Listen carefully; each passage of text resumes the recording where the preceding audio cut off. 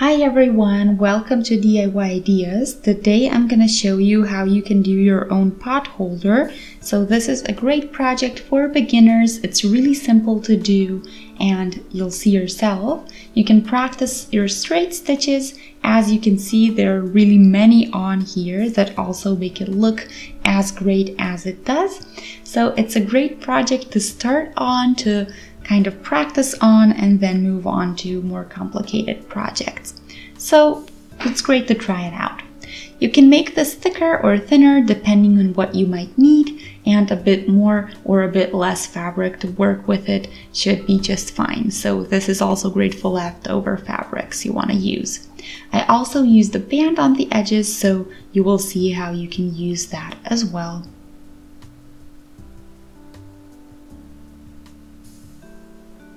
So you will need the following. So of course your sewing machine, something to measure with, and your fabric scissors, some pins, stuffing fabric or something for that purpose, bias tape or something like that. So I'll show you what I chose and how to use it. And some fabric of your choice. You can do one or you can do multiple. In my case, I'm using a bit sturdier cotton. So the pattern is super easy. You need 3 squares, so 2 times the fabric of your choice and once the stuffing fabric or whatever you want to use to make it thicker. So you can do any size you like. I have 20 times 20 centimeters or 7.8 inches times 7.8. You can make them round, of course. You can make them in triangle shapes depending on your pot and depending on what design you want to do. So this is pretty much up to you. Just make sure all the pieces are cut out the same way. You need 3 times the same shape, whichever you choose. 1 top fabric, 1 bottom fabric, and the stuffing for the middle.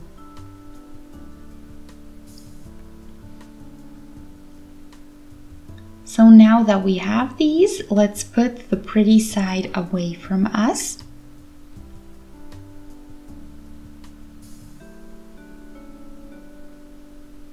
The stuffing fabric or whatever you are putting in the middle goes over it, align it nicely, and then the second fabric goes on top, pretty side looking toward you.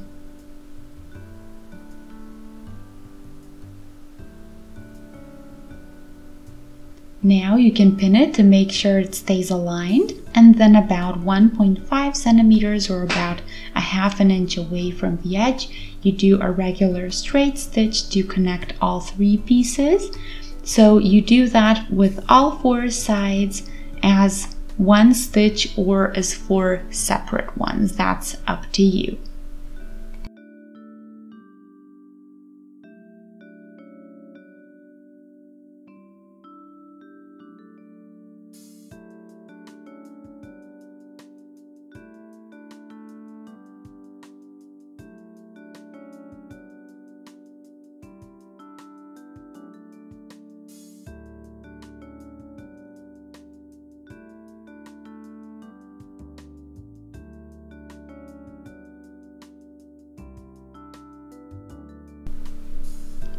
Now that I did this, I shortened the leftover fabric on the outside of the stitch, and also make sure that you fix the corners like this. So I cut them kind of, let's say, diagonally so that they look a little bit neater later, and make sure you don't, when you do this, so when you fix the corners, that you don't damage the stitch itself. And you do that on all corners and sides. And now we need our measuring tape or ruler.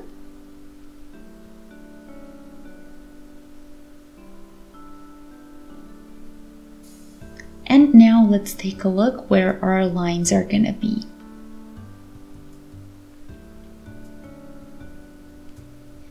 Mark diagonal lines like this. You can choose the density of the lines. I think I'll do about 3 centimeters apart or a bit over an inch.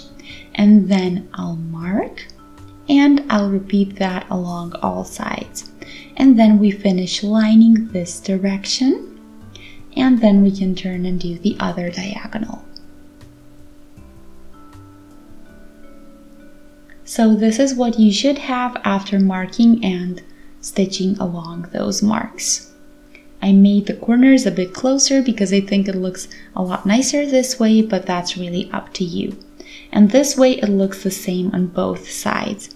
So I hope you can see what I mean when I say it's great for practice.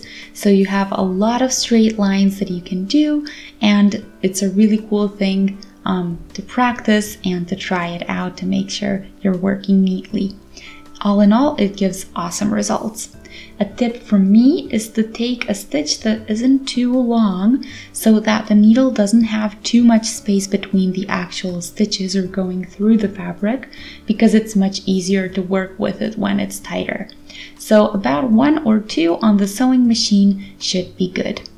Otherwise, it can skip and kind of make it look weird.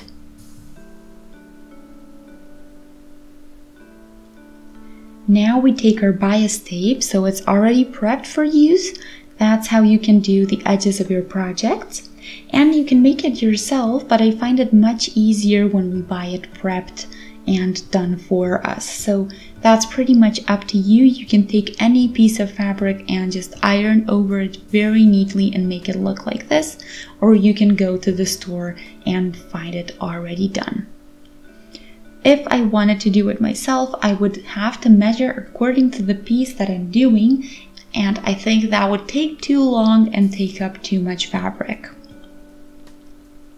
So anyway, let's open it up.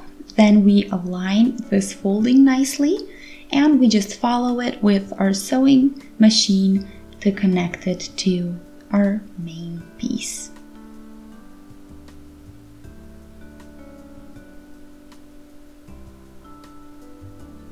So later we will fold it and finish the other side that way to get the result. So that's why we shortened the leftover fabric, so that we're able to hide this stitch a lot easier.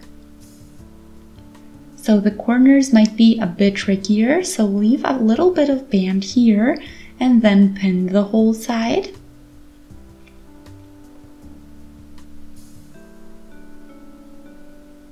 Stitch it up all the way to the end, then pick up the foot, turn, and then again do the same thing on the other side. Make sure to take your time so that your result is nice and neat.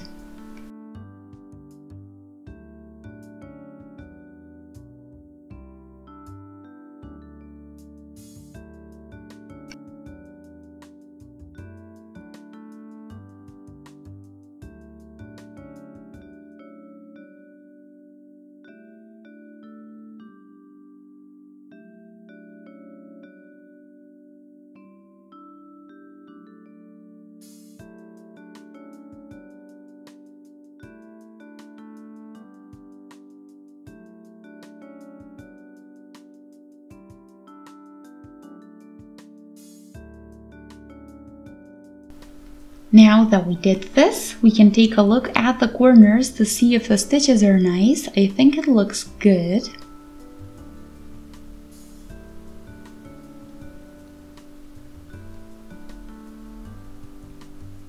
And now we can shorten the fabric as close to the stitch as possible. Then we can turn the band to the other side. So, like this. And then check if it covers the stitch. It's best if you can make it equally wide on both sides. And now we pin the other side, and then we do a stitch as close to the edge of the band as possible. You can do it from the other side too, to prevent the stitch sticking out of the band, since that would look a little bit weird. When you get to the corner, then stop there and leave a bit of the fabric like you see I did. So a bit before is where you stop. So here's what I have, super neat and super pretty.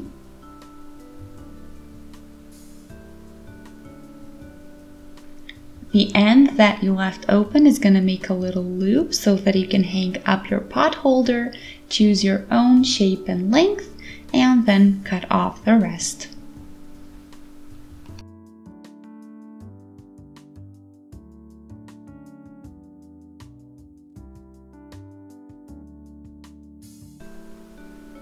This is the surface that we have, then stitch this open side to the bottom. Then you can push the ending into the open section we left on purpose and do here a stitch to make it stay there. So let's repeat. From the top we do a little stitch to the bottom, just a regular straight stitch. Then here we push the beginning into the opening and we close that opening up. Here you see the stitch, but apart from that you can't see it anywhere. It looks super neat, the edges are nice, the little loop is here, and that means that our project is now completely and officially done.